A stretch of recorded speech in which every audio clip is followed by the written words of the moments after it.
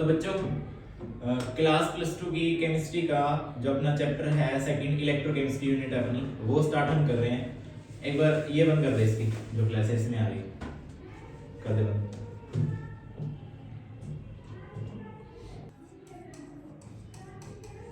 अपनी यूनिट है इलेक्ट्रोकेमिस्ट्री। अब इलेक्ट्रोकेमिस्ट्री है क्या? इलेक्ट्रोकेमिस्ट्री यानी कि मैं बोल सकता हूं एक ऐसी ब्रांच है, इलेक्ट्रोकेमिस्ट्री एक ऐसी ब्रांच है केमिस्ट्री की जिसमें क्या करते हैं हम, या तो इलेक्ट्रिकल एनर्जी को केमिकल एनर्जी में कन्वर्ट करते हैं या फिर केमिकल एनर्जी को इलेक्ट्रिकल एनर्जी में कन्वर्ट करते हैं। ठीक है, यानी कि मैं बोल सकता हूं इसमें एनर्जी का क्या होता है, इंटर कन्वर्जन होता है। इसमें एनर्जी का इंटर कन्वर्जन होगा, इंटर कन्वर्जन, और इसी को बोलते हैं इलेक्ट्रोकेमिस्ट्री। ठीक है, इलेक्ट्रोकेमिस्ट्री में हमें पढ़ना है। जैसे इलेक्ट्रिकल एनर्जी से केमिकल एनर्जी का बनना, इसमें हम पढ़ेंगे इलेक्ट्रोलाइटिक सेल को। केमिकल एनर्जी से इलेक्ट्रिकल एनर्जी का बनना, इसमें हम पढ़ने वाले हैं इलेक्ट्रोकेमिकल सेल को। इसका मतलब हुआ इलेक्ट्रोकेमिकल सेल और इसका मतलब हुआ इलेक्ट्रोलाइटिक सेल। ठीक है,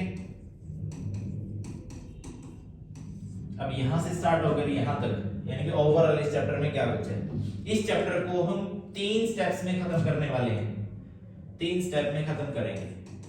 स्टेप नंबर फर्स्ट, या फिर पार्ट निकालो, स्टेप नंबर फर्स्ट में हम खत्म करेंगे इस चैप्टर का इलेक्ट्रोलाइसिस पार्ट। ठीक है, स्टेप नंबर 2 होगा, इसमें हम खत्म करेंगे इसका कंडक्टेंस पार्ट। ठीक है, और जो स्टेप नंबर 3 होगा, स्टेप नंबर 3 में हम खत्म करेंगे इसका कौन सा पार्ट, इलेक्ट्रोकेमिकल सेल वाला, यानी कि इलेक्ट्रोकेमिकल सेल, ये खत्म करेंगे। ठीक है, इन 3 स्टेप्स में हम इस पूरे चैप्टर को खत्म कर रहे हैं।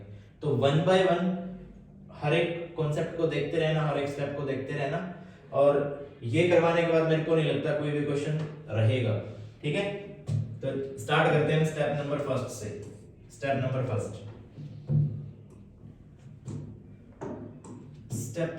फर्स्ट है अपना electrolysis.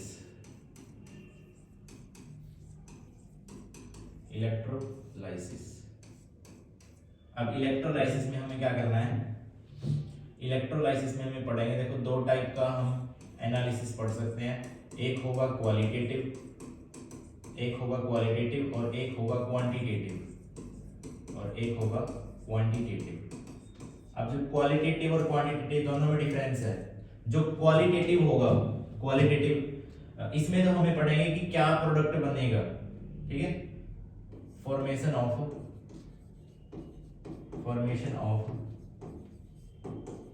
Which type of product, यानी कि किस टाइप का प्रोडक्ट बनेगा, formation of which type of product. और जो क्वांटिटेटिव है, क्वांटिटेटिव में हम पढ़ेंगे कि how much amount of product is formed, यानी कि इसमें तो क्वांटिटी मेजर करेंगे। बता दूंगा बस कैसे क्या करना है। ठीक है, अब देखो इसमें जो अपना फर्स्ट आता है, फर्स्ट हम यहां से स्टार्ट करते हैं अपना फैराडे से। तो फर्स्ट लॉ ऑफ फैराडे का फर्स्ट लॉ आता है। अब फैराडे के फर्स्ट लॉ ने क्या बोला था, देखो वन शॉट रिवीजन है, फास्ट रिवीजन है, मैं डेफिनेशन नहीं लिखूंगा लेकिन बता दूंगा। ठीक है, इसमें क्या आया था, मास ऑफ सब्सटेंस डायरेक्टली प्रोपोर्शनल था। ठीक है, कितना मास ऑफ सब्सटेंस कौन सा, जो डिपॉजिट हुआ है। ठीक है, किसका, कितना हमने करंट सप्लाई किया है, इसमें लिखेंगे अमाउंट ऑफ करंट या फिर इलेक्ट्रिसिटी इज पास्ड। ठीक है, उसके डायरेक्टली प्रोपोर्शनल होगा। Mass of substance deposited directly proportional to amount of current is passed through the solution. ठीक है, तो इसका मतलब ये हुआ अपना mass directly proportional to amount of current को मैं बोल दूं क्या, आई बोल दिया। ठीक है, ऐसा बोल सकते हैं। अगर मैं क्या करूंगा, अब देखो जो करंट है, करंट किसको बोलते हैं, करंट को क्या बोल सकते हैं, flow of charge per unit time बोल सकते हैं ना। Flow of charge per unit time. तो मैं इसको ऐसा बोल सकता हूं, I की जगह मैं उसको रिप्लेस करूं तो आएगा अपना क्या हुआ, अपॉन T आया। अब m इज इक्वल्स टू, अब देखो जो अपने पास साइन ऑफ प्रोपोर्शनैलिटी है इसको हटा के मैं एक कांस्टेंट यूज कर दूंगा, दैट इज z, और इसकी जगह मैं क्या रख दूंगा, क्या हुआ, अपॉन T, ये रख दूंगा ना, ठीक है। तो उसके बाद तो मैं अपने यहां से ये फॉर्मूला बना। अब देखो जो यहाँ पे z दे रखा है, अब z अपना क्या है, यहाँ पे z है अपना इक्विवेलेंट कांस्टेंट, और इक्विवेलेंट कांस्टेंट यानी कि इक्विवेलेंट मास को हम कैसे निकालते हैं, इक्विवेलेंट मास को हम कैसे निकालते हैं, molecular mass by n factor, ठीक है। तो मैं यहाँ पे रख सकता हूँ, तो इसका जो फाइनल फॉर्मूला है वो क्या बना, फाइनल फॉर्मूला बना m is equals to molecular mass upon n factor into t, ऊपर क्या है, क्या, ठीक है। तो ये इसका फाइनल फॉर्मूला बना जहां से हमें न्यूमेरिकल देखने को मिलेंगे, ठीक है, हो जाएगा, ओके। ये था अपना फर्स्ट लॉ। सेकंड लॉ देखो, सेकंड लॉ मैं यहीं पे बता देता हूं, second law of Faraday, second law of Faraday, Faraday का सेकंड लॉ क्या था, फैराडे उसने बोला था कि जैसे कि दो सॉल्यूशन है, दो सॉल्यूशन में एक का जो मास डिपॉजिट होगा वो डायरेक्टली प्रोपोर्शनल होगा उसमें से कितनी इलेक्ट्रिसिटी पास हुई है ना, ऐसा बोल सकते हैं। तो ये EA के बराबर, सेम EA क्या है, यहाँ पे इक्विवेलेंट मास है, याद रखना, ये क्या है MB, और इसको मैं लिख सकता हूँ EB। तो ये किसके बराबर हुआ, इसका रिजल्ट क्या है, MA बाई MB बराबर हुआ किसके, EA बाई EB। ये रिजल्ट किसका था अपना, ये रिजल्ट था अपना second law of Faraday, Faraday का जो सेकंड लॉ था, ठीक है। इनमें ये ज्यादा कुछ नहीं पूछा जाता, न्यूमेरिकली प्रॉब्लम के बेस पे देखा जाए तो ये वाला ज्यादा इंपॉर्टेंट है, ठीक है। और इसका रिजल्ट याद रखना सेकंड वाले का। उसके बाद अपना जो कॉन्सेप्ट स्टार्ट हो जाता है, दोनों लॉज कर लिए हमने। अब इलेक्ट्रोलाइसिस की अगर बात की जाए, इलेक्ट्रोलाइसिस की, अब जो इलेक्ट्रोलाइसिस में हमें करनी है, सपोज कर लिया NaCl के केस में, सोडियम क्लोराइड के केस में, ठीक है। इसमें दो केसेस हमें पढ़ने को मिलेंगे, यहाँ पे देखने को मिलेंगे। कौन सा, एक की हम बात कर लेते हैं एक्वस फॉर्म में, एक्वस NaCl की बात कर लेते हैं, और एक हम बात कर लेते हैं मोल्टन केस की, ठीक है, जो देखने को मिलता है हमें, मान लेते हैं ऐसा, ठीक है। मान लिया ये अपने पास कोई बीकर है, ठीक है। अब इसमें क्या किया, मैंने इलेक्ट्रोड लगाई है, ठीक है। अब इलेक्ट्रोड लगाई है, ये एक इलेक्ट्रोड है और ये दूसरी इलेक्ट्रोड है, ठीक है। अब इसके अंदर जो सॉल्यूशन होगा, मैं मान लिया, या फिर इसके अंदर प्रेजेंट है, मैं लिख देता हूं, इसके अंदर एक तो प्रेजेंट है Na पॉजिटिव और एक प्रेजेंट है Cl नेगेटिव, ठीक है। अब देखो ये वाली में अगर देखा जाए, ये बिहेव कर रही है किसकी तरह, एनोड की तरह, ये बिहेव कर रही है एनोड की तरह, इस पे पॉजिटिव चार्ज, और ये बिहेव कर रही है कैथोड की तरह, इस पे कौन सा चार्ज है, इस पे है नेगेटिव चार्ज, ठीक है। अब देखो क्या होगा, अब मैं इसको क्या कर दूं, इनको कनेक्ट कर दूं किसी बैटरी से, इनको मैं कनेक्ट कर दूं बैटरी से, यानी कि सीधे सीधा मैं ऐसा बोल सकता हूं कि हम इलेक्ट्रोलाइटिक सेल की बात कर रहे हैं, इलेक्ट्रोलाइटिक सेल की बात कर रहे हैं, ऐसा हम यहाँ पे बोल सकते हैं, ठीक है। बैटरी से कनेक्ट किया, ये वाला पॉजिटिव टर्मिनल, ये वाला नेगेटिव टर्मिनल, ठीक है। तो इसके बाद क्या होगा, अब देखो पॉजिटिव चार्ज की तरफ जाएंगे, Na किसकी तरफ जाएगा, कैथोड की तरफ, क्लोरीन किसकी तरफ जाएगा, एनोड की तरफ, तो Na कैथोड की तरफ जाएगा। अब कैथोड अगर रिएक्शन लिखूं मैं कैथोड के लिए, तो कैथोड पे तो क्या होता है, रिडक्शन, कैथोड पे क्या होगा, रिडक्शन। अब रिडक्शन होगा तो रिडक्शन के लिए अपनी जो रिएक्शन होगी, या फिर मैं उसको कैसे शो करूंगा, यानी कि मैं बोल सकता हूं कि सोडियम ने एक इलेक्ट्रॉन का गेन किया, तभी क्या बना, वो सोडियम बना, है ना। दूसरा है अपना एनोड पे, दूसरा है एनोड, और एनोड पे क्या होता है, एनोड पे होता है अपना ऑक्सीडेशन, एनोड पे होता है अपना ऑक्सीडेशन। अब ऑक्सीडेशन क्लोरीन का, अब क्लोरीन ने क्या किया, क्लोरीन ने Cl नेगेटिव से क्या बनाओ 1/2 ऑफ Cl2, ऐसा ही बोल सकते हैं ना।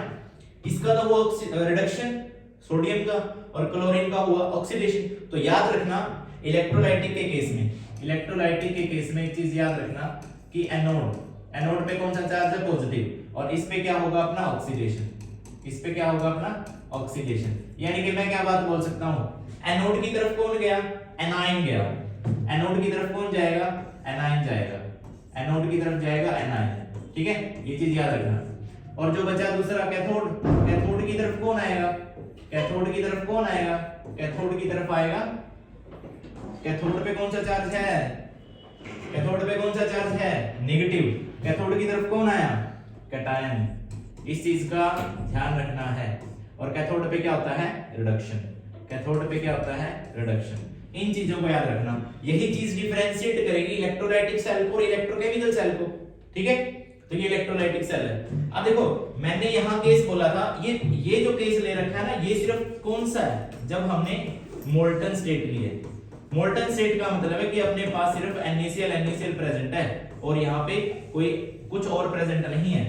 लेकिन मैंने अगर बोला कि अपने पास जब NaCl एक्वस फॉर्म में है, NaCl जब एक्वस फॉर्म में है, यानी कि यहाँ पे वाटर भी प्रेजेंट है, यहाँ पे वाटर भी प्रेजेंट है।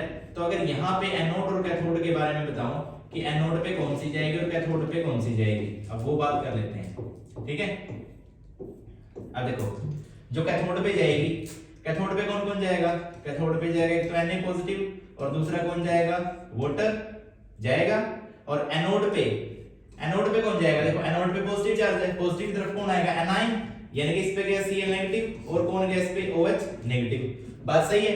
अगर बात की जाए कि एनोड की कैथोड की, तो एनोड और कैथोड पे कौन जाएगा वो डिपेंड करता है PDT, यानी कि प्रेफरेंशियल डिफरेंशिएशन थ्योरी बोल सकते हैं उसको, डिसोसिएशन थ्योरी भी बोल सकते हैं। ये थ्योरी है PDT, ये बताएगी कि जो एनोड पे सबसे पहले कौन आएगा और फिर कैथोड पे कौन जाएगा, ठीक है।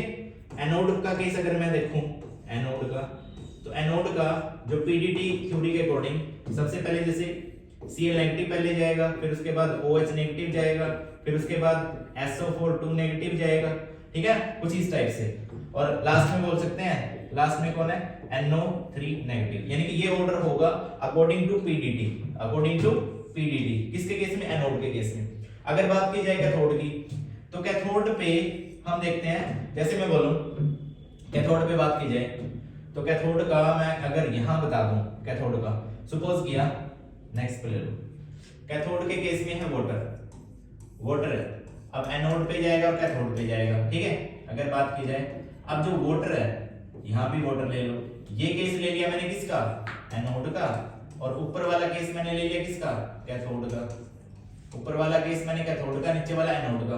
अब कैथोड पे क्या होता है रिडक्शन, तो रिडक्शन में वाटर क्या देगा हाइड्रोजन देगा, ऑक्सीडेशन में क्या देगा ऑक्सीजन देगा। इस चीज को याद रखना है, ये PDT के अकॉर्डिंग है कि कैथोड पे कौन जाएगा और एनोड पे कौन जाएगा, ठीक है, हो जाएगा। तो इस चीज को ध्यान रखना।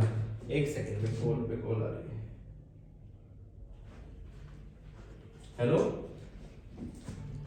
हेलो, नहीं पॉज मत करना, कोई बात नहीं। हेलो, हाँ जी हाँ जी हाँ जी, अभी करवाता हूँ। निशान देखो बात करो, न्यू पियो। तो यहाँ तक आई थिंक समझ में आया होगा कि कैथोड पे कौन जा रहा है एनोड पे कौन जा रहा है, ठीक है। तो अब चल रहे हैं इसमें, ये इलेक्ट्रोलाइसिस का है।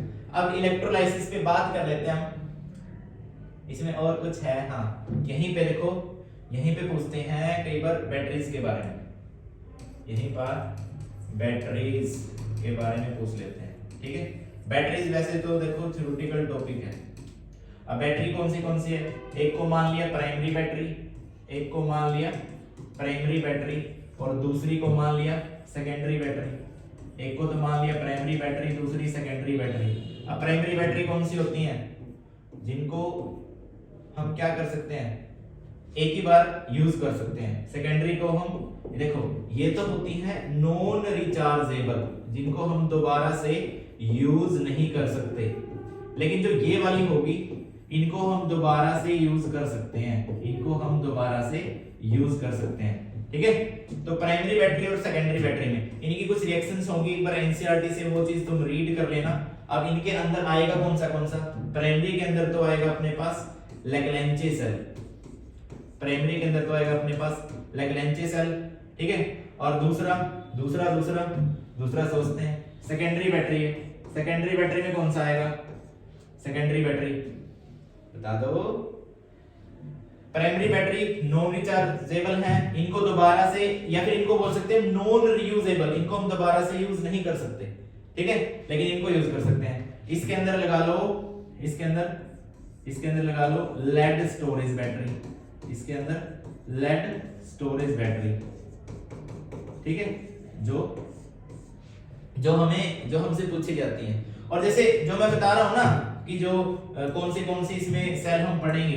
अब जो दोनों टाइप के मैंने सेल बताए हैं, एक एक और मतलब एक बार एनसीईआरटी से ये चीज देखनी है हमें। अब जो सेल्स हमें उसमें देखना क्या है, उसमें सेल में हमें देखना है कि एनोड पे कौन सी रिएक्शन होगी, कैथोड पे कौन सी रिएक्शन होगी। ठीक है, और ओवरऑल रिएक्शन क्या होगी, यहीं से क्वेश्चन बन सकता है इसका, ओवरऑल रिएक्शन क्या होगी, इन्हीं चीजों से क्वेश्चन बन सकता है। ठीक है, या फिर मरकरी सेल है, मरकरी सेल इसमें ले लो। ठीक है ना, एक इनके अलावा एक और ले लिया जैसे कि फ्यूल सेल है। अब फ्यूल सेल किसका रिजल्ट है, जब हम कंबशन करवाते हैं, किसका कंबशन करवाते हैं ऑक्सीजन की प्रेजेंस में, जैसे कि CH4 का। ठीक है, तो फ्यूल सेल हमें वहां पे देखने को मिल रहा है। ठीक है, जैसे कि H2O2 क्या हो गया, कोई मिलने आया मेरे से कौन है, दोबारा करो। नेक्स्ट हम चल रहे हैं, देखो आई थिंक इलेक्ट्रोलाइसिस जो पार्ट है उसमें यही कुछ है, इसके अलावा कुछ और नहीं है। अब जो दूसरा चल रहा है हमारा, दूसरा मैंने बताया था स्टार्टिंग में कि हम दूसरा पार्ट करेंगे कंडक्टेंस, कि कंडक्टेंस क्या होती है। दूसरा हम करने वाले हैं कंडक्टेंस का, कंडक्टेंस। ठीक है, अब कंडक्टेंस कौन सी पढ़नी है हमें यहाँ पे कंडक्टर देखने को मिलेंगे। एक हमें देखने को मिलेगा मेटालिटिक कंडक्टर और एक हमें देखने को मिलेगा electrolytic conductor. Excuse me sir, electrolytic, हाँ बोलो भाई। सर फोन अनलॉक करो, एक सेकंड, इधर लिया, यही ऐसे तो डिस्टरबेंस होती है। कोई मिलने आया था, मेरे से मिलने आ रहा है। यस सर, फिर मैं ये कह दिया, मैं तो के बाद आ गया। कोई ना, हमको बोलो कि अभी तो क्लास ही चल रही है, अभी तो कुछ कैंसिल हो गया। लोग है ये बस, अब लोग मत करना, ये फिंगर यूज करते हैं। ठीक है, मेटालिक कंडक्टर और इलेक्ट्रोलाइटिक कंडक्टर। ये पिछला हो गया था क्या अपना, पीछे वाला? हाँ हो गया था। Fuel cell, primary, secondary battery, एक Leclanche cell, lead storage cell battery, या फिर इसमें दूसरा हम ले सकते हैं मरकरी सेल, या फिर इसमें दूसरा ले सकते हैं मरकरी सेल, और उसमें ले सकते हैं nickel cadmium cell, nickel cadmium cell. ठीक है, तो इनकी हमें रिएक्शंस याद करनी है इसके बेस पे। नेक्स्ट, हाँ इनकी बात कर रहे थे हम, तो इनकी बात कर लेते हैं। इलेक्ट्रोलाइटिक कंडक्टर या फिर कंडक्टेंस किसकी वजह से होगी, इसमें कंडक्टेंस किसकी वजह से होगी, due to presence of free electrons की वजह से होगी। इसके अंदर किसकी वजह से होगी, ड्यू टू प्रेजेंस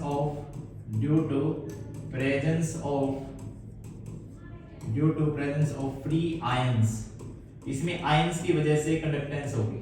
ठीक है, दूसरा देखो, वैसे तो बहुत सारे फैक्टर्स हैं जो इनको देखने को मिलता है, लेकिन जो मेन फैक्टर है टेम्परेचर पे बेस्ड है।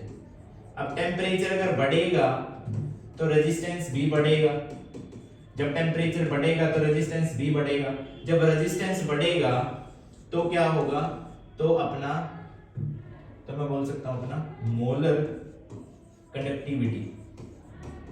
कंडक्टिविटी वो क्या होगी, डिक्रीज होगी। ठीक है, मोलर कंडक्टिविटी डिक्रीज होगी।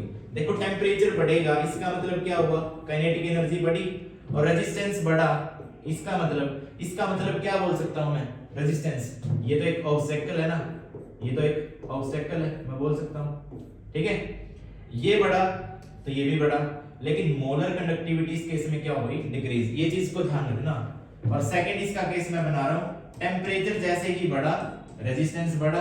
और देखो एक चीज मैं बताने की कोशिश कर रहा हूं कि मेटालिक कंडक्टर में तो जो मोलर कंडक्टिविटी है वो तो क्या करेगी, डिक्रीज करेगी, किसके साथ, टेम्परेचर के साथ, लेकिन इसके साथ यहाँ पे जो कंडक्टिविटी होगी, इसके केस में कंडक्टिविटी क्या होगी, डायरेक्टली प्रोपोर्शनल। सीधी सी बात है, अगर टेम्परेचर बढ़ेगा तो इक्विवेलेंट कंडक्टिविटी भी क्या करेगी, बढ़ेगी। इस चीज का ध्यान रखना, ये दो पॉइंट है जो मैंने अभी बताए हैं, ठीक है। इस केस में क्या है, टेम्परेचर बढ़ेगा तो मोलर कंडक्टिविटी क्या करेगी, डिक्रीज करेगी, इस चीज का ध्यान रखना। नेक्स्ट चलते हैं। अब देखो यहां से अब थोड़ी सी फिजिक्स का यूज कर लेते हैं। फिजिक्स में जैसे हम पढ़ लेते हैं यहाँ पे कि कंडक्टेंस क्या होता है, स्पेसिफिक कंडक्टेंस क्या है, कंडक्टिविटी क्या है, रेजिस्टिविटी क्या है, उनके बारे में, या फिर क्या उनके बीच में रिलेशन बनता है, जो भी है। हो गया, करवा दी बात, ठीक है।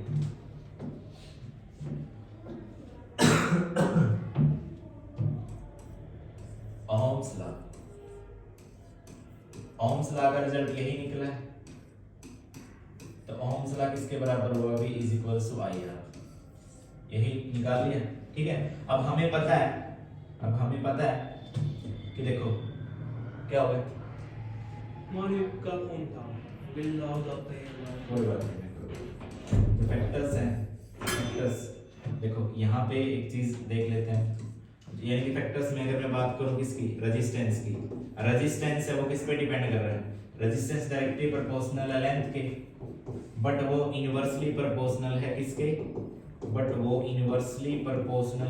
किसके, एरिया ऑफ क्रॉस सेक्शन के। तो मैं क्या बोल सकता हूँ, तो मैं यहाँ से एक चीज बोल सकता हूँ कि R is directly proportional to L/A, सही है बात। अब अगर मैं क्या बोलूँ, इस साइन को हटाऊंगा तो यहाँ पे रो यूज कर दिया मैंने, दैट इज L/A, ठीक है। यहाँ पे R क्या है, R is the resistance, rho is the resistivity, ठीक है। और L/A बोल सकते हैं लेंथ पर यूनिट एरिया, ये बोल सकते हैं, ठीक है। अब देखो जो कंडक्टेंस है उसको मैं G से डिफाइन करता हूं, वो किसके बराबर है, 1/R के, ठीक है। और जो मैं बोल सकता हूं काप्पा है वो किसके, इनवर्सली प्रोपोर्शनल है, किसके अपोजिट है, रो के। अब देखो इसको तो मैंने बोल दिया, इसको तो मैं बोल सकता हूं कंडक्टेंस, इसको मैं बोल सकता हूं कंडक्टेंस, ये क्या है, रेजिस्टेंस। कंडक्टेंस रेजिस्टेंस के क्या है, अपोजिट है ना। इसके बाद इसको मैंने बोला स्पेसिफिक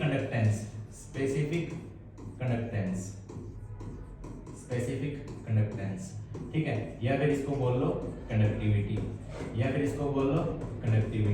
और ये क्या बनी अपनी, रेजिस्टिविटी कंडक्टिविटी की क्या होती है, अपोजिट होती है, इनवर्सली प्रोपोर्शनल में बोल सकता हूँ, एक दूसरे के अपोजिट होते हैं। यानी कि मैं यहाँ से इससे फर्स्ट से, सेकंड से और थर्ड से मैं क्या बोल सकता हूँ, from equation first, second and third, इन तीनों से मैं क्या बोल सकता हूँ, इन तीनों को मैंने ऐसे लिख लिया कि 1/G is equals to 1/kappa, ठीक है, इनटू क्या है, L/A। अब मैं इनको रिवर्स करूंगा, ये L/A है ना, हाँ, इनको मैं रिवर्स कर दूं। देखो वैसे ये चीज तो हो सकती है। अब 1/G को मैं क्या बोल सकता हूँ, 1/G यानी कि R, या फिर अगर मैं लिखना चाहूं कि 1/R को क्या बोल सकते हैं, G बोल सकते हैं, यानी कि एक रिलेशन निकालने की कोशिश कर रहे हैं। या फिर मैं क्या करूं, 1/G को यहाँ पे मान लो अगर 1 की फॉर्म में लिखोगे तो इसको 1/R लिख लो, 1/R क्या है अपना G, 1 अपॉन कप्पा क्या अपना रो, ठीक है, इनटू और L अपॉन ए, ठीक है, इनटू L अपॉन ए। अगर इसके फॉर्म में लिखोगे ना तो अपना जो सॉल्यूशन है ये वो कुछ ऐसे आएगा, देखो अभी दिखाता हूं मैं। अगर सीधा लिख रहे हो तो क्या आएगा अपना 1 अपॉन r, इसके फॉर्म लिख लो 1 upon z is equals to 1 upon kappa into a upon l। इसको करना है मेरे को रिवर्स, तो मैं क्या कर दूंगा, इसको z, इसको कप्पा, इसको L अपॉन a, इसको L अपॉन a। तो ये रिलेशन हम यूज कर सकते हैं, यानी कि ये वाला जो रिलेशन बना है ये इंपॉर्टेंट है अपना न्यूमेरिकल वैल्यू के लिए, ठीक है। तो नेक्स्ट हम चल रहे हैं, ये होगा अपना, अब यहां से निकल के आती है मोलर कंडक्टिविटी, यहां से निकल के आती है मोलर कंडक्टिविटी। अब मोलर कंडक्टिविटी क्या होती है, मोलर कंडक्टिविटी का रिजल्ट क्या आता है, इसको हम कैप m, ठीक है, या फिर लैम्डा m से शो करते हैं। अब जो कैप m या फिर लैम्डा m है कौन ले आया था कि यही है, यही, ठीक है। ये वाला किसके इक्वल होगा, ये इक्वल होगा 1000 इंटू m, इसको बोल सकते हैं किसके फॉर्म में m अपॉन c। और जो इक्विवेलेंट कंडक्टिविटी है, इक्विवेलेंट कंडक्टिविटी क्या होगा भाई, एक तो बार बार पता नहीं क्या,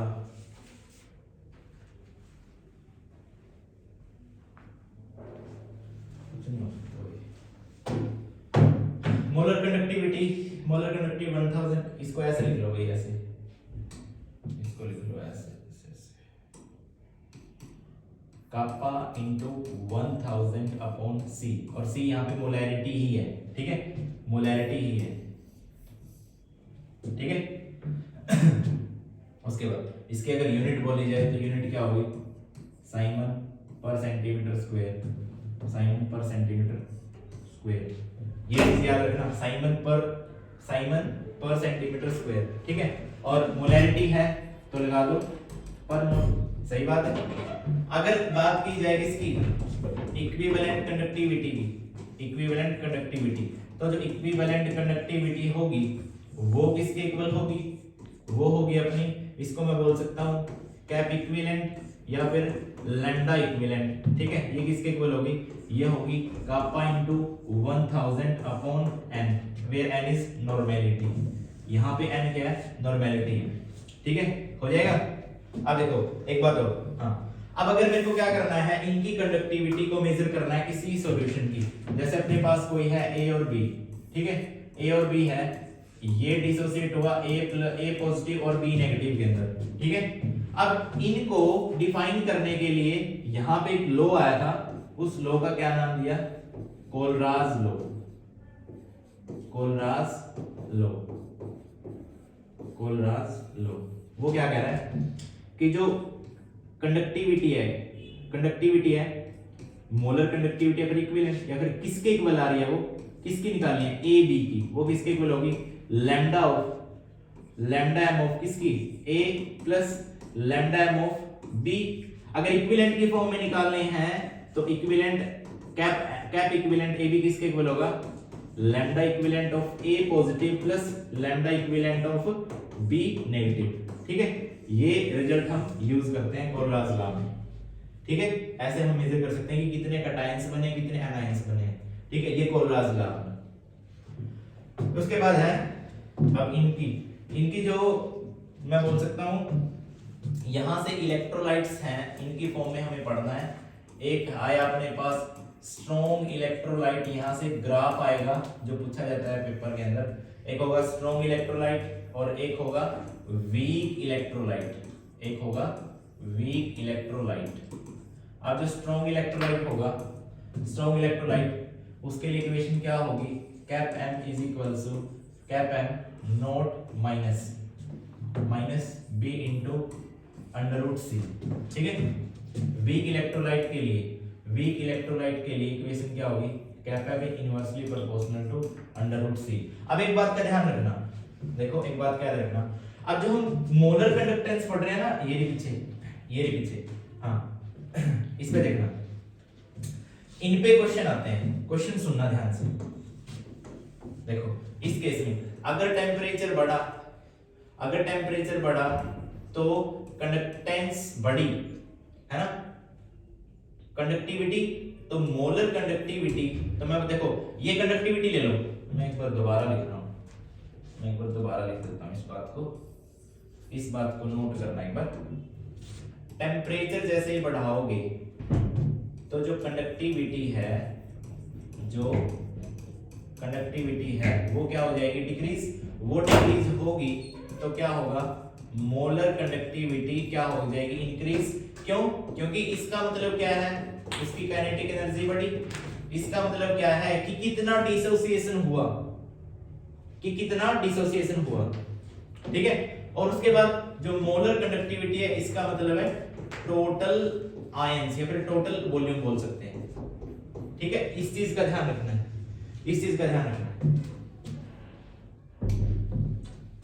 यहां पे देखो इसका ग्राफ कुछ इस टाइप से आ रहा है, ये ग्राफ बनेगा कैपम वर्सेस कंसंट्रेशन, ठीक है। अब जो स्ट्रॉन्ग इलेक्ट्रोलाइट है उसके लिए ग्राफ कुछ इस टाइप से आ रहा है, स्ट्रॉन्ग इलेक्ट्रोलाइट के लिए कुछ इस टाइप से, और वीक इलेक्ट्रोलाइट के लिए ग्राफ कुछ इस टाइप से आएगा, है ना।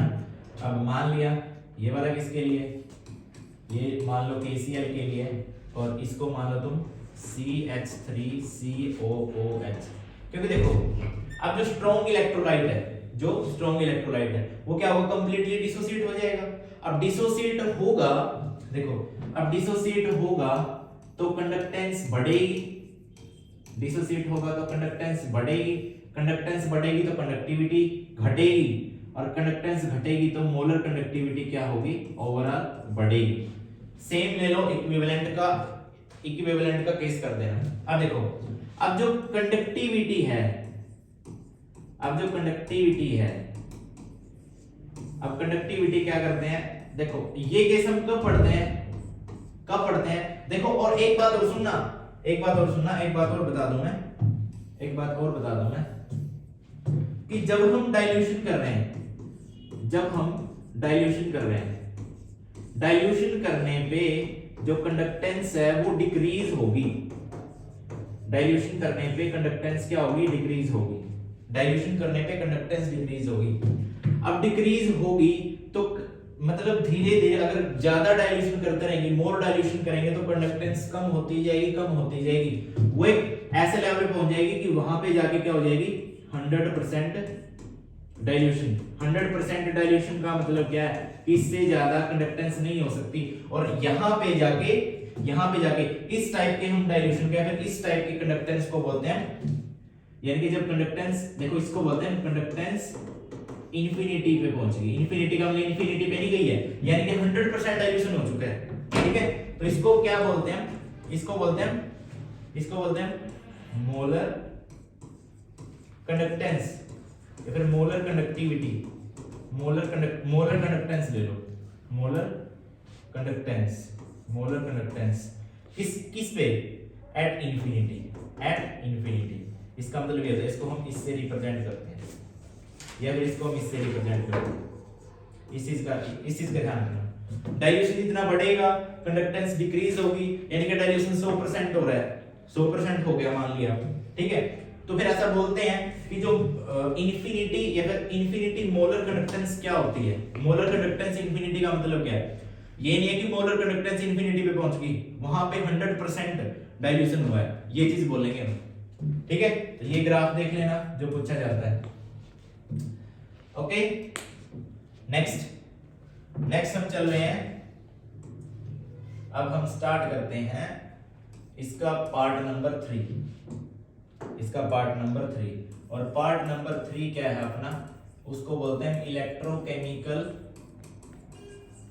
सेल से स्टार्ट कर रहे हैं, इलेक्ट्रोकेमिकल सेल। अब इलेक्ट्रोकेमिकल सेल में क्या होगा, दो हमें अलग अलग कंटेनर लेने हैं,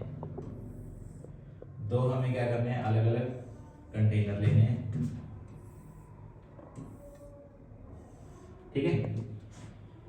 जो ये वाला है, एक सेकंड भाई, इसके अंदर हम सॉल्यूशन ले लेंगे, इसके अंदर जो सॉल्यूशन होगा वो होगा ZnSO4 और इसके अंदर जो सॉल्यूशन लेंगे हम वो होगा अपना CuSO4 कॉपर सल्फेट। ठीक है, यहाँ पे जो इलेक्ट्रोड लगी होगी,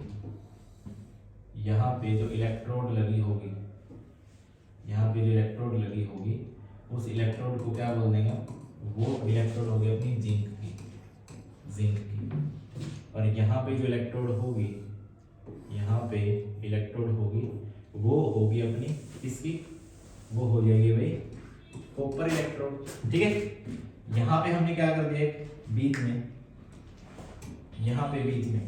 ये जो बीच में हमने लगाया एक साल्ट ब्रिज, ठीक है। याद रखना बच्चों, नोट करते रहना इन चीजों को, ठीक है। ये साल्ट ब्रिज है। अब देखो मैं इसको क्या कर रहा हूं, बैटरी से कनेक्ट कर देता हूं, कुछ इस तरह से मान ली, ठीक है। अच्छा, इलेक्ट्रोकेमिकल सेल होता क्या है? इलेक्ट्रोकेमिकल सेल में क्या होगा कि जो केमिकल रिएक्शन होगी यानी कि केमिकल रिएक्शन क्या, स्पॉन्टेनियस रिएक्शन होगी, स्पॉन्टेनियस, तो उससे हमें क्या मिलेगी, इलेक्ट्रिकल एनर्जी मिलेगी, ठीक है। बात को नोट करना, यहां पे क्या होगा, अब ये जो इलेक्ट्रोड है ये किसकी तरह बिहेव कर रही है, जिंक वाली बिहेव कर रही है एनोड की तरह, किसकी तरह, एनोड की तरह। और इस पे कौन सा चार्ज है, नेगेटिव, याद रखना, इस पे कौन सा चार्ज है, नेगेटिव। जो कॉपर वाली इलेक्ट्रोड है वो किसकी तरह बिहेव कर रही है, वो बिहेव कर रही है कैथोड की तरह, इस पे कौन सा चार्ज है, पॉजिटिव। ये चीज याद रखना, इन्हीं पे तो सारा खेल है, ठीक है। और ऑक्सीडेशन, अब देखो यहां से एनोड पे होगा ऑक्सीडेशन, एनोड पे होगा ऑक्सीडेशन।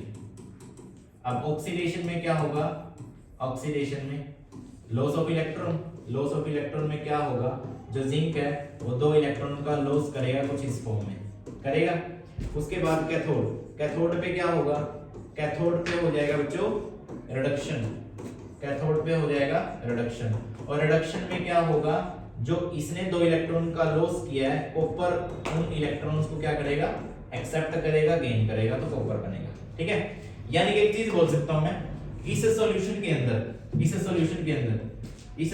अंदर जिंक 2 पॉजिटिव है, जो जिंक 2 पॉजिटिव आयन है। अब इसकी कंसंट्रेशन बताओ, बढ़ रही है कि घट रही है, देखो Zn से Zn2 पॉजिटिव बन रहा है, बढ़ रही है, Zn से Zn2 पॉजिटिव बन रहा है। तो मैं बोल सकता हूं कि इस केस में तो क्या है, इसकी कंसंट्रेशन SO4 नेगेटिव, यानी कि SO4 नेगेटिव कंसंट्रेशन बढ़ रही है, सॉल्यूशन की बात कर रहा हूं मैं। यहां पे क्या है, यहां पे भी सेम, यहां पे भी क्या बना, Cu2 positive plus SO4 negative. अब देखो ये सॉल्यूशन में ZnSO4 है, सॉल्यूशन से क्या हो रहा है, Zn 2 इलेक्ट्रॉन का लॉस कर रहा है, Zn2 पॉजिटिव, सेम वहां पे कॉपर 2 इलेक्ट्रॉन यानी कि 2 इलेक्ट्रॉन को ले रहा है, यहां पे बढ़ रही है तो वहां पे घट रही है SO4 नेगेटिव भी। अब उसके बाद क्या होगा, इसके बाद होगा ये हो गया जो अपना इंपॉर्टेंट है, इसको हम ऐसे भी याद रख सकते हैं लोन से, लोन से जो लेफ्ट साइड होगा वहां हो जाएगा ऑक्सीडेशन, और जो एनोड होगी, एनोड पे कौन सा चार्ज होगा, नेगेटिव चार्ज होगा, ठीक है। ये सारी बातें तुम्हारे सामने गिवन है, ठीक है ना, हो जाएगा। अब एक बार इस चीज को दोबारा देख लो, एक बार Zn से Zn2 पॉजिटिव बन रहा है, और Cu2 पॉजिटिव से Cu बन रहा है। दोबारा सुन लो, Zn से Zn2 पॉजिटिव बन रहा है, इसमें सॉल्यूशन के अंदर ZnSO4 है, तो Zn से Zn2 पॉजिटिव बन रहा है, यानी कि Zn2 पॉजिटिव बढ़ रहा है ना, तो इसकी कंसंट्रेशन ज्यादा हुई, और इस यहां पे इसकी कंसंट्रेशन ज्यादा हुई। इस चीज को नोट करना, इस चीज को कह रहा हूं, ठीक है। ये चीज हो गया। अब ये जो मैंने बीच में लगाई है, इसको बोलते हैं साल्ट ब्रिज, अब आगे हम देखेंगे कि साल्ट ब्रिज का फंक्शन क्या होता है। एक चीज और देखो, ऑक्सीडेशन हो रहा है यहाँ पे हो रहा है ऑक्सीडेशन और यहाँ पे हो रहा है रिडक्शन। अब ऑक्सीडेशन में क्या होगा, यहाँ से इलेक्ट्रॉन का लॉस होगा, यानी कि इलेक्ट्रॉन यहाँ ऐसे जाएंगे इस डायरेक्शन में, और जो कन्वेंशनल करंट होता है वो इलेक्ट्रिक करंट के अपोजिट डायरेक्शन में जाएगा, तो उसकी डायरेक्शन कुछ इस टाइप से हो जाएगी। ठीक है, तो इन चीजों का बच्चों ध्यान रखना है। इलेक्ट्रॉन्स यहाँ ऐसे फ्लो करेंगे। ठीक है, जो ये हम देख रहे हैं ये इलेक्ट्रोकेमिकल सेल में इसका एक सेल का नाम है डैनियल सेल बोल सकते हैं इसको बोल सकते हैं डैनियल सेल। डैनियल सेल लिख लेना नाम बच्चों। ठीक है, देखो अब इसकी रिप्रेजेंटेशन करते हैं। Representation of cell, representation of cell की रिप्रेजेंटेशन करते हैं। सेल की रिप्रेजेंटेशन कैसे करते हैं, सबसे पहले आता है मेटल, फिर आएगा मेटल आयन, ठीक है, फिर बीच में आते हैं साल्ट ब्रिज, और फिर आएगा मेटल आयन, और फिर आएगा अपने पास मेटल। ठीक है, सुनो फिर मेटल, यहाँ पे देखो जिंक की बात कर रहे हैं और कॉपर की बात कर रहे हैं। आ जाओ फिर यहाँ, इससे क्या बना, जिंक से बना Zn2 पॉजिटिव, बीच में साल्ट ब्रिज, और यहाँ पे कॉपर 2 पॉजिटिव से क्या बना, कॉपर बना। ठीक है, हो जाएगा, ऐसे रिप्रेजेंट कर रहा है। अब यहाँ पे बात करते हैं, कि जो साल्ट ब्रिज है उसके फंक्शन क्या है। साल्ट ब्रिज इसके फंक्शन क्या है, साल्ट ब्रिज एक फंक्शन बोल सकते हैं, ये किसके लिए रिस्पॉन्सिबल है, to maintain electrical neutrality. Electrical neutrality को मेंटेन करके रखती है, इलेक्ट्रिकल न्यूट्रलिटी। दूसरा हम बोल सकते हैं ये दो मिक्सचर को, दो सॉल्यूशन को जोड़ के रखती है बिना मिक्स हुए, है ना, यानी कि ये क्या बनाती है, लिक्विड लिक्विड जंक्शन, ये बनाएगी लिक्विड लिक्विड जंक्शन। ठीक है, तीसरा इसके अंदर ना, इसके अंदर प्रेजेंट होता है इनर्ट इलेक्ट्रोलाइट, इसके अंदर प्रेजेंट होता है इनर्ट इलेक्ट्रोलाइट, और वो इनर्ट इलेक्ट्रोलाइट मैं बोल सकता हूँ अगर से बना है, मैं बोल सकता हूँ अगर बोल सकते हैं। ठीक है, जैसे इनर्ट इलेक्ट्रोलाइट ले लो, जैसे मैंने बोल दिया KNO3 है, ठीक है, KNO3 है, हो जाएगा। अच्छा से मेंटेन कैसे कर रहा है, मान लिया यहाँ पे प्रेजेंट है KNO3, NO3 पे नेगेटिव चार्ज, इस पे पॉजिटिव चार्ज, अब यहाँ से इलेक्ट्रॉन आएगा तो पॉजिटिव चार्ज यहाँ जाएगा, यहाँ से पॉजिटिव आएगा तो नेगेटिव चार्ज यहाँ जाएगा, तो होगी इलेक्ट्रिसिटी या फिर इलेक्ट्रिकल बैलेंस हो गया ना, इलेक्ट्रिकल न्यूट्रलिटी होगी, इलेक्ट्रिकल न्यूट्रलिटी। सही है बच्चों, समझ में आ रहा है। तो ये चीज है इलेक्ट्रोकेमिकल सेल की। और एक बात और, हम बोलते हैं कि जो इलेक्ट्रोकेमिकल सेल है, इलेक्ट्रोकेमिकल सेल ECC, इसको हम, इसमें गैल्वेनिक सेल किसको बोलेंगे, हम गैल्वेनिक सेल डैनियल सेल को बोल सकते हैं। कब, जब कंसंट्रेशन क्या हो, 1m हो। ये चीज याद रखना बच्चों, ठीक है। गैल्वेनिक सेल या फिर वोल्टाइक सेल बोल सकते हैं, गैल्वेनिक सेल या फिर वोल्टाइक सेल बोल सकते हैं, ठीक है। ये चीज नोट कर लेना। उसके बाद है नेक्स्ट हम स्टार्ट करते हैं, नेक्स्ट हम स्टार्ट कर रहे हैं इलेक्ट्रोड पोटेंशियल का। इसके बाद जो टॉपिक आ रहा है ना इलेक्ट्रोड पोटेंशियल का, कि इलेक्ट्रोड पोटेंशियल क्या होता है। इलेक्ट्रोड पोटेंशियल, अब इलेक्ट्रोड पोटेंशियल की बात की जाए तो ऑक्सीडेशन पोटेंशियल एक की बात करते हैं, ऑक्सीडेशन पोटेंशियल, और दूसरी हम बात करते हैं रिडक्शन पोटेंशियल की। दूसरी हम बात करते हैं बच्चों रिडक्शन पोटेंशियल की, रिडक्शन पोटेंशियल की, ठीक है। इसमें एक बात और बताऊं, इसमें देखो जो डैनियल सेल की बात कर रहे हैं, डैनियल सेल के केस में जो इलेक्ट्रोड पोटेंशियल यानी कि ई सेल है वो कितना होता है, अप्रोक्सीमेट वैल्यू 1.1 वोल्ट लेके चलते हैं, ठीक है। अगर देखो क्या हो, अगर हमारे पास मैं बोल सकता हूं जो एक्सटर्नल वोल्टेज है ई एक्सटर्नल या फिर ई एक्सटर्नल, ठीक है, वो ज्यादा हो जाए किससे, ई सेल से, फिर तो अपना डैनियल सेल क्या करेगा, नॉर्मल बिहेव करेगा। अगर मैं बोलूं अगर मैं बोलूं कि ई एक्सटर्नल कम हो जाए किससे, ई सेल से, तो फिर वो रिवर्स काम करेगा। ठीक है, ये चीज को ध्यान रखना, ये चीज बच्चा ध्यान रखना। नेक्स्ट चल रहे हैं। अब जो ऑक्सीडेशन पोटेंशियल है, एक की बात करते हैं ऑक्सीडेशन पोटेंशियल की और एक की बात करते हैं रिडक्शन पोटेंशियल की, इलेक्ट्रोड पोटेंशियल की। अब देखो मैं ऐसे बोल सकता हूं ई सेल ऑफ किसका, ई of oxidation potential, E of oxidation potential बराबर है ई of reduction potential, E of reduction potential, बात बराबर है ना। देखो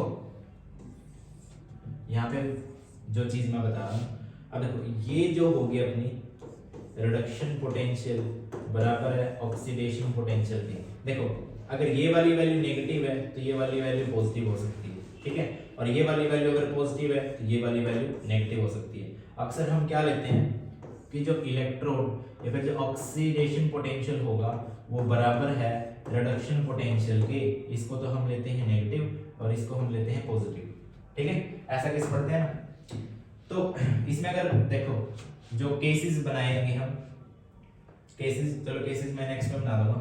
तो इसमें ये केस हम पढ़ते हैं ऑक्सीडेशन पोटेंशियल और रिडक्शन पोटेंशियल का। अब ऑक्सीडेशन पोटेंशियल और रिडक्शन पोटेंशियल का मतलब क्या होता है, ऑक्सीडेशन पोटेंशियल और रिडक्शन पोटेंशियल का मतलब क्या होता है, ऑक्सीडेशन पोटेंशियल।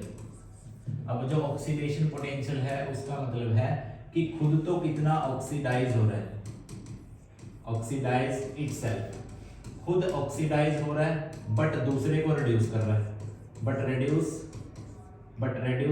अदर, दूसरे को रिड्यूस कर रहा है। ठीक है, अगर हमें बात करनी है ऑक्सीडेशन पोटेंशियल की तो इसको हम बोल सकते हैं कि ability to oxidise itself and reduce other, उसको बोलते हैं ऑक्सीडेशन पोटेंशियल। अगर बात की जाए रिडक्शन पोटेंशियल की, अगर बात की जाए रिडक्शन पोटेंशियल की, तो रिडक्शन पोटेंशियल को हम क्या बोल सकते हैं, रिडक्शन पोटेंशियल को हम बोल सकते हैं कि it is the ability, it is the ability, किस चीज की ability, to reduce itself but oxidise to others, oxidise other, दूसरों को ऑक्सीडाइज करना, दूसरे को ऑक्सीडाइज करेंगे खुद रिड्यूस हो जाएंगे, उनको हम क्या बोलते हैं, उसको रिडक्शन पोटेंशियल बोलते हैं। और ऐसे जो ऑक्सीडेशन पोटेंशियल शो करेंगे बच्चों, यहां पे मैं लिख रहा हूं, नोट करना, जो ऑक्सीडेशन पोटेंशियल शो करेंगे, ठीक है, उनकी क्या होगी, रिड्यूसिंग पावर होगी, उनकी क्या होगी, रिड्यूसिंग पावर होगी। जो रिडक्शन पोटेंशियल शो करेंगे उनकी क्या होगी, ऑक्सीडाइजिंग पावर होगी। ये चीज बच्चों नोट करना मोस्ट इंपॉर्टेंट है, ये दोनों चीज, ये वाली और ये वाली, ठीक है, ये दोनों नोट करना। अब उसके बाद फिर बात करते हैं कि जो स्टैंडर्ड ईएमएफ वो क्या होती है, standard EMF of cell. Standard EMF of cell कब बोलते हैं, जब उस सर्किट में से करंट फ्लो नहीं कर रहा, नो करंट फ्लो, ठीक है, जब करंट पास नहीं कर रहा तो उसको बोलते हैं स्टैंडर्ड ईएमएफ ऑफ सेल, ठीक है, स्टैंडर्ड ईएमएफ ऑफ सेल। अब ये अक्सर बोलते हैं कि जो ई सेल है किसके केस में, रिडक्शन पोटेंशियल के केस में, रिडक्शन पोटेंशियल के केस में हम इसको कैसा लिख सकते हैं, हम इसको ऐसे लिख सकते हैं, जैसे मैं बता दूं कि ई सेल ऑफ किसका, cathode minus E cell of anode, ऐसा ही बोल सकते हैं ना। अगर मेरे को ई सेल निकालना है किसके केस में, ऑक्सीडेशन पोटेंशियल के केस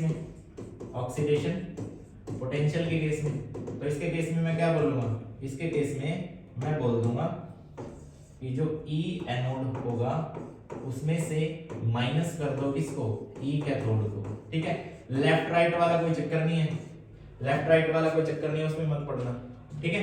अब रिडक्शन पोटेंशियल है तो कैथोड माइनस एनोड कर देना, और अगर ऑक्सीडेशन पोटेंशियल है तो एनोड माइनस कैथोड कर देना, ठीक है, हो जाएगा। ओके, अगर हो जाएगा तो ये स्टैंडर्ड ईएमएफ ऑफ सेल है। अगर बात की जाए स्टैंडर्ड रिडक्शन पोटेंशियल की, ठीक है, यहां पे अगर मैं बात करूं इसकी स्टैंडर्ड रिडक्शन पोटेंशियल की, जो क्या होगा स्टैंडर्ड रिडक्शन पोटेंशियल हो, एक सेकंड को, अगर मैं बात करूं ना रिडक्शन पोटेंशियल की, तो वो स्टैंडर्ड रिडक्शन पोटेंशियल के इक्वल होगा। अगर बात की जाए कि रिडक्शन पोटेंशियल वो बराबर होगा किसके, स्टैंडर्ड रिडक्शन पोटेंशियल के, स्टैंडर्ड रिडक्शन पोटेंशियल की। अब जो स्टैंडर्ड रिडक्शन पोटेंशियल है इसके अकॉर्डिंग जो एलिमेंट्स है ना उनको क्या किया गया, अरेंज किया गया है, उसको हम क्या बोलते हैं, उसको हम बोलते हैं इलेक्ट्रोकेमिकल सीरीज। उसको हम क्या बोलते हैं, उसको बोलते हैं इलेक्ट्रोकेमिकल सीरीज, उसको हम बोलते हैं इलेक्ट्रोकेमिकल सीरीज, ठीक है। अब इलेक्ट्रोकेमिकल सीरीज हम पढ़ रहे हैं, एक सेकेंड, इलेक्ट्रोकेमिकल सीरीज स्टार्ट कर लेते हैं हम। कहाँ गई भाई इलेक्ट्रोकेमिकल सीरीज, अभी चेक कर लेते हैं एक बार उसको।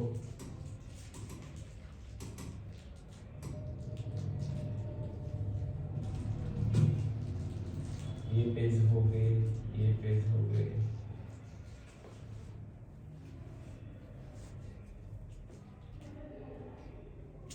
ये पेज हो गए, फर्स्ट वाला, सेकंड वाला, थर्ड वाला, फोर्थ वाला, फिफ्थ वाला, सिक्स्थ वाला, सेवंथ वाला, इलेक्ट्रोकेमिकल सीरीज, ये वही है ना टॉपिक ऐसा नहीं। हाँ, ये इलेक्ट्रोकेमिकल सीरीज। देखो एक बार नोट करना, इलेक्ट्रोड पोटेंशियल है यानी कि ई सेल है, यहीं पे लिखा हुआ मैंने, ठीक है। जैसे मैं बोला था ऑक्सीडेशन पोटेंशियल के केस में और रिडक्शन पोटेंशियल के केस में, ठीक है। इसके केस में क्या लिखा था, ई एनोड माइनस ई कैथोड, ये किसके बराबर है, ई सेल, ठीक है, एक तो ये चीज। और इस केस में क्या लिखा था, अगर मेरे को ई सेल निकालना है तो वो किसके इक्वल होगा, electrode potential of cathode minus electrode potential of anode. ये लेफ्ट राइट वाले पढ़ने में मत पढ़ना, ठीक है। अगर मैंने अभी बोला था कि जो अगर हमें रिडक्शन पोटेंशियल फाइंड आउट करना है तो वो किसके बराबर होगा, स्टैंडर्ड रिडक्शन पोटेंशियल के बराबर होगा। क्यों, क्योंकि इसी के अकॉर्डिंग तो इलेक्ट्रोकेमिकल सीरीज को जो एलिमेंट्स उनको क्या किया गया, अरेंज किया गया। अब यहाँ पे सुनो ध्यान से, जो हाइड्रोजन है इसका जो स्टैंडर्ड रिडक्शन पोटेंशियल एसआर की वैल्यू क्या है, 0.004, ठीक है। अगर इससे जो सबसे लास्ट वाला है इसका क्या होगा, रिडक्शन पोटेंशियल सबसे ज्यादा होगा, जो सबसे कम वाला इसका स्टैंडर्ड रिडक्शन पोटेंशियल सबसे कम होगा। एक बात नोट करना बच्चों, जिसका स्टैंडर्ड रिडक्शन पोटेंशियल सबसे ज्यादा होगा उसका एसओपी स्टैंडर्ड ऑक्सीडेशन पोटेंशियल सबसे कम होगा, जिसका एसओपी सबसे ज्यादा होगा उसका स्टैंडर्ड रिडक्शन पोटेंशियल कम होगा, ठीक है। और जो जिसका स्टैंडर्ड रिडक्शन पोटेंशियल यानी कि स्टैंडर्ड रिडक्शन पोटेंशियल जिसका ज्यादा होगा वो क्या शो करेंगे, वो शो करेंगे ऑक्सीडाइजिंग पावर को, वो शो करेंगे ऑक्सीडाइजिंग पावर को, यानी कि उसकी ऑक्सीडाइजिंग पावर क्या होगी, ज्यादा। जिसका स्टैंडर्ड ऑक्सीडेशन पोटेंशियल ज्यादा होगा उसकी रिड्यूसिंग पावर ज्यादा होगी बच्चों, ऐसा बोल सकते हैं ना। तो रिडक्शन पोटेंशियल इसका ज्यादा है ना। जो रिडक्शन पोटेंशियल जिसका स्टैंडर्ड रिडक्शन पोटेंशियल ज्यादा है उसका ऑक्सीडाइजिंग पावर ज्यादा, जिसका ऑक्सीडेशन पोटेंशियल ज्यादा उसकी रिड्यूसिंग पावर ज्यादा, ऐसा ही है ना। देखो तो अगर मैं बात करूं देखो इस तरफ देखो ऐसे, तो इस तरफ तो क्या हो रहा है, स्टैंडर्ड ऑक्सीडाइजिंग पावर क्या कर रही है, बढ़ रही है, इस तरफ डिक्रीज हो रही है, और रिवर्स कर दो इस चीज को, ठीक है। तो ये है अपनी इलेक्ट्रोकेमिकल सीरीज। अगर मैं बोलूं जो फ्लोरीन होगा इसका रिडक्शन पोटेंशियल सबसे ज्यादा होगा, जो लिथियम होगा इसका रिडक्शन पोटेंशियल सबसे कम होगा, यानी कि मैं बोल सकता हूं जो फ्लोरीन होगा इसका क्या होगा, हाईएस्ट एसआरपी। एक्सक्यूज मी, हाँ हाँ बोलो, ज़रा कोई बात नहीं। जो लिथियम होगा इसका क्या होगा, सबसे कम स्टैंडर्ड रिडक्शन पोटेंशियल होगा।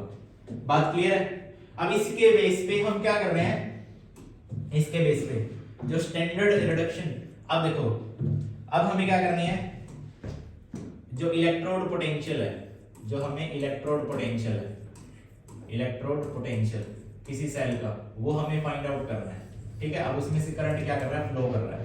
ठीक है, तो उसके लिए हम क्या करेंगे, उसके लिए हम नर्स्ट इक्वेशन का यूज करेंगे। उसके लिए हम किसका यूज करेंगे, उसके लिए हम नर्स्ट इक्वेशन का यूज करेंगे, नर्स्ट इक्वेशन का। अब नर्स्ट इक्वेशन किसके बराबर होती है, जो ई सेल होगा वो किसके बराबर होगा, E not cell minus R T by N F ln QC. ठीक है, यहाँ पे सुनना, ई सेल रिडक्शन पोटेंशियल और E not cell standard reduction potential. R यहाँ पे क्या है, आर यहाँ पे लिया मैंने गैस कांस्टेंट, टी मैंने लिया है टेम्परेचर, स्टैंडर्ड टेम्परेचर यानी कि 298 केल्विन, और एन का मतलब है नंबर ऑफ इलेक्ट्रॉन लॉस और गेन, कितने नंबर ऑफ इलेक्ट्रॉन लॉस किया फिर गेन किए। उसके बाद एफ बोले तो फैराडे, और 1 फैराडे किसके इक्वल होता है, 1 फैराडे किसके इक्वल होता है, 96500 कूलम के इक्वल। ठीक है, ये वाली चीज याद रखना। ठीक है, अब इसको क्या करूं, इसको मैं अगर लॉगरिथम में चेंज करूं तो मैं बोल सकता हूं कि E cell is equal to E not cell minus 2.303 R upon NF log of क्या होगा, ठीक है, RT भी आएगा।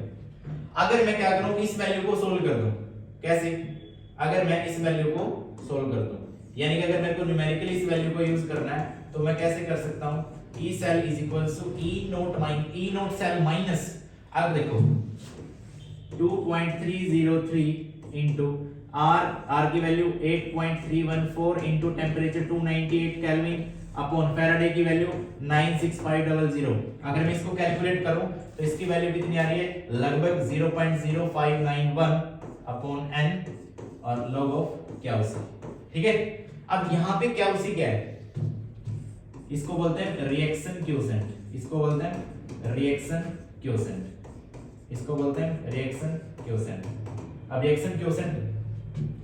क्वोशिएंट को हम ऐसे लिख सकते हैं, जैसे मैंने बोला ए प्लस बना बी, इससे मिलके बना सी प्लस डी। ठीक है, अगर मेरे को क्या लिखना है, इसका रिएक्शन क्वोशिएंट लिखना है, यानी कि क्यूसी लिखना है, तो वो किसके बराबर होगा, कॉन्सेंट्रेशन ऑफ सी, इसकी स्टोइकियोमेट्री सी बनी, कॉन्सेंट्रेशन ऑफ डी की डी बनी, और कॉन्सेंट्रेशन ऑफ ए की क्या बनी, ए बनी, और कॉन्सेंट्रेशन ऑफ बी की क्या बनी, बी बनी, यानी कि प्रोडक्ट ओवर रिएक्टेंट। मैं बोल सकता हूं कि क्या उसे अगर मेरे को निकालना है तो मैं निकाल सकता हूं कि concentration of product to the concentration of reactant, ऐसे हम लिख सकते हैं। ठीक है, और एक बात और नोट करना बच्चों, जो सॉलिड होंगी यानी कि जो सॉलिड फॉर्म में होंगे उनको हम इसमें नहीं लिखेंगे रिएक्शन क्वोशिएंट में। जैसे मैं बोलूं जिंक, जो हमने वो किया था डैनियल सेल्स की इक्वेशन आई थी, Zn ने 2 इलेक्ट्रॉन का लॉस किया और कॉपर ने 2 इलेक्ट्रॉन का गेन किया, तो ये बना Zn+2 और ये बना ये बना अपना C। ठीक है, अगर इसके लिए मेरे को लिखना है क्या C, तो वो किसके इक्वल होगा, अरे लिखा जा भाई, Zn+2 अपॉन Cu+2, क्योंकि ना इसको लिखूंगा मैं ना इसको लिखूंगा सॉलिड फॉर्म में। ठीक है ना, तो ये होता है रिएक्शन क्वोशिएंट, इसको बोल सकते हैं। अब इसके बाद मेरे को क्या करना है, अगर मेरे को एनर्जी को फाइंड आउट करना है किसके फॉर्म में, डेल्टा जी की फॉर्म में, और एक बात और सुनो, ये किसके बराबर होगा अपना डेल्टा जी। डेल्टा जी किसके बराबर होगा, अरे लिखा जाए भाई, minus n F E not cell के बराबर होगा delta G gives free energy. ठीक है, एक बात और सुन लो, यहाँ पे बता देता हूं मैं। अगर केस आया अपना, अगर केस क्या आया अपना, मान लिया अगर ई सेल बराबर हो जाए किसके, ई नॉट सेल के, ठीक है, या फिर मैं बोलूं ये वाला जीरो हो जाए, ये वाला जीरो हो जाए, ऐसा कब होगा, जब वो इक्विलिब्रियम में होगा। ठीक है, ऐसा कब होगा, जब वो इक्विलिब्रियम में होगा। देखो मैं यहां से एक चीज करके बता देता हूं, यहां से मैं एक चीज बता देता हूं तुम्हें, सुनना ध्यान से बच्चों, इंपॉर्टेंट है। अगर हम केस लें इक्विलिब्रियम का, अगर हम केस लें किसका, इक्विलिब्रियम का, यानी कि एट इक्विलिब्रियम पे जो ई सेल है, इलेक्ट्रॉन पोटेंशियल है, वो क्या हो जाता है, जीरो। ई सेल की वैल्यू क्या हो जाती है, जीरो। अगर ई सेल की वैल्यू जीरो होगी तो यहां पे रिजल्ट क्या निकला, E not cell is equal to RT upon NF into LN QC. ठीक है, दूसरा क्या बना, ई नॉट सेल किसके बराबर आया अपना, 2.303 upon NF into RT log of QC. बात सही है, ये किसके इक्वल होगा, E not cell is equal to 0.0591 upon N, और इधर क्या है, लॉगरिथम ऑफ क्यूसी। ठीक है, ये देख रहे हो, यानी कि ये चीज हम इक्विलिब्रियम यूनिट के अंदर पढ़ेंगे। तो मैं बोल सकता हूं कि हम इलेक्ट्रोकेमिस्ट्री के साथ साथ इक्विलिब्रियम यूनिट भी कहीं ना कहीं मिली है देखने को, या फिर कोई ना कोई कांसेप्ट तो आया है। सेम इसमें देख लो, कहां गया वो, कहां गया भाई, कहां गया। अब देखो मैं जैसे ही कह रहा था, डेल्टा जी है किसके इक्वल है, minus n F E cell के इक्वल है। अगर यही मेरे को स्टैंडर्ड फॉर्म में निकालनी है, अगर इसी को मेरे को स्टैंडर्ड फॉर्म में निकालना है, तो स्टैंडर्ड फॉर्म में क्या हो जाएगा, delta G naught minus n F E not cell हो जाएगा ना, हो जाएगा ना। तो ये इक्वेशन है जिससे हम क्या कर सकते हैं, उसकी एनर्जी को कैलकुलेट कर सकते हैं। अब यहां तक बताओ, या फिर इसके अलावा कोई और टॉपिक रहता हो इसमें जो कवर ना हुआ हो। ठीक है, यही अपना टॉपिक था और यही अपनी आज की यूनिट थी। Thank you.